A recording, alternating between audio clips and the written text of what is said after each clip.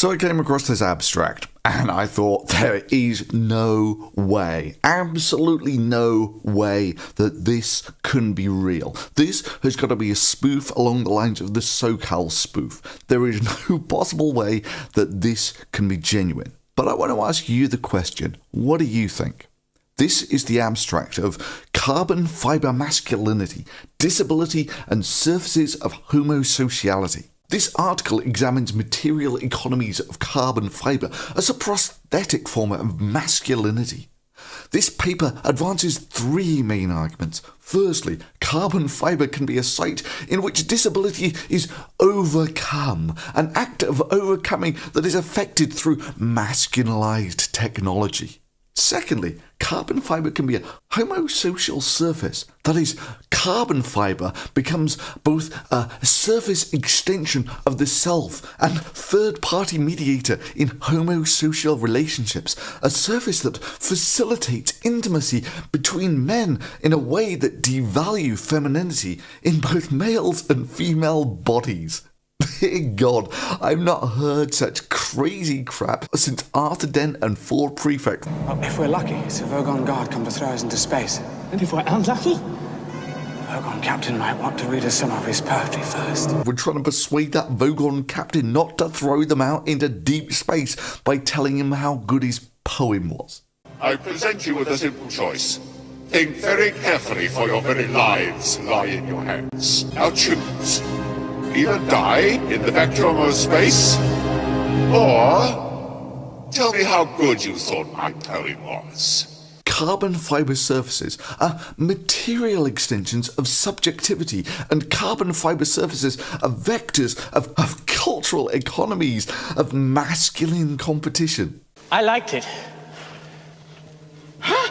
Oh yes, I thought that some of the metaphysical imagery was really particularly effective. Oh, and interesting rhythmic devices which seem to counterpoint the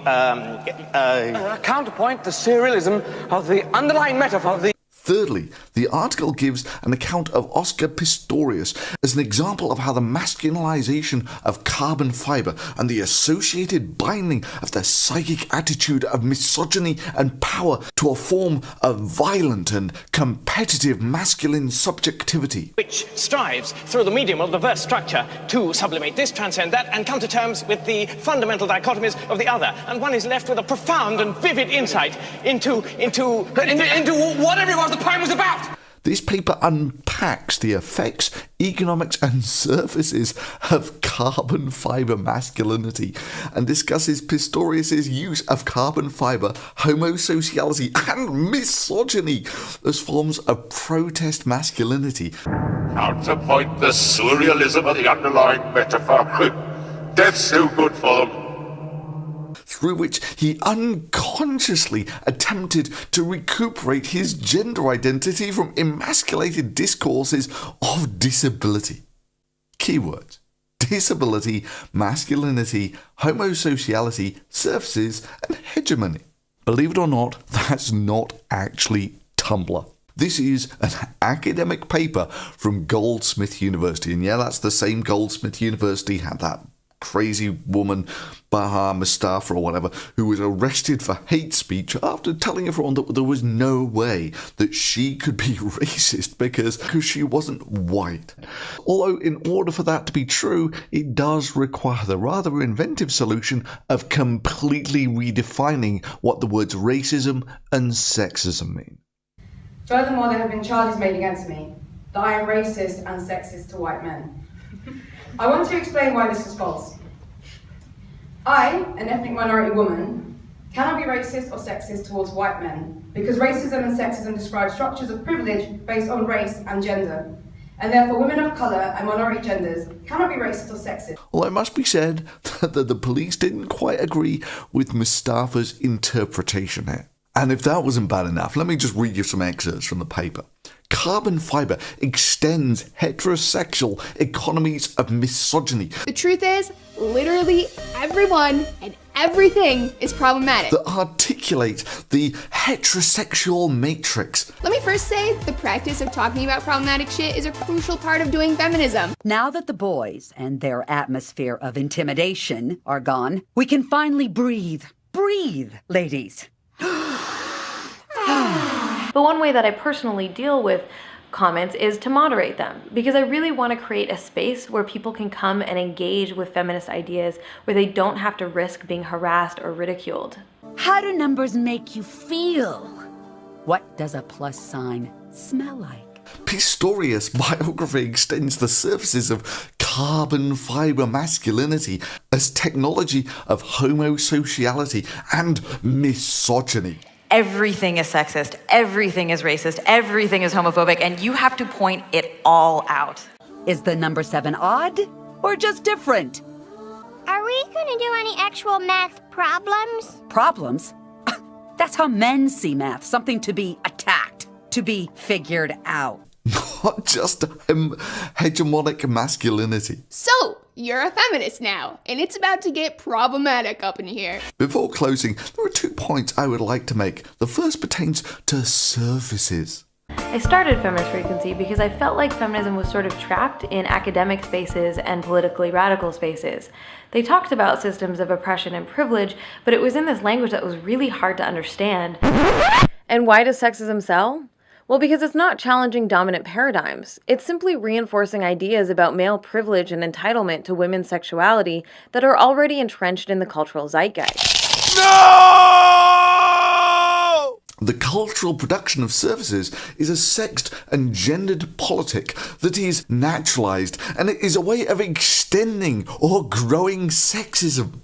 Oh my god, you've got to be kidding me, right? This is like just a giant steaming pile of bullshit, thinly disguised with a veneer of word soup. I mean, what the hell are you guys on?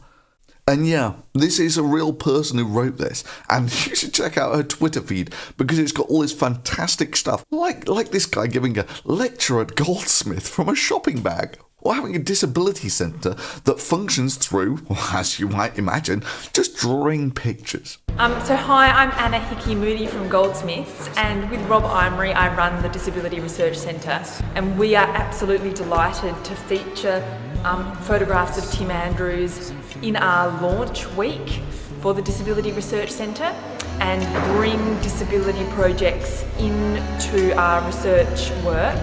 The images of Tim showing him as a person living with a disability are very poignant, and they speak to a really important part of the work that the centre does, which is around disability arts. So often public culture has very stereotypical representations of disability, and this work really challenges those stereotypes.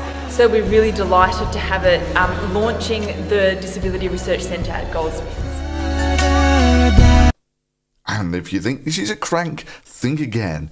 Anna is the head of the PhD in Art and Learning at the Centre of Art and Learning, where she leads the research collaborations of an interdisciplinary team of practitioners and researchers. And if you're wondering exactly what that looks like, I've got news for you. It looks like this. This visual representation captures the work of over 120 postgraduate and undergraduate students within the Department of Educational Studies. I mean, let me just put this into perspective. Back in the day, we had a room full of PhDs, and they patted themselves on the back and said, "Job well done," when they managed to land man on the moon. And now we have a room full of PhDs, 120 or so of them, who are patting themselves on the back for finger painting. Sounds like you're trying to derail our self-esteem engine. Let's sing it back on the tracks. The best thing I can ever be is to be okay with me. Me! And yeah, that's pretty much exactly the crap you would expect when you start to prioritise feelings over achievements. The second burn takes the crew of Apollo 8 where no men have ever been. Deep space. There was no way that the Earth's gravity could hold us back any longer.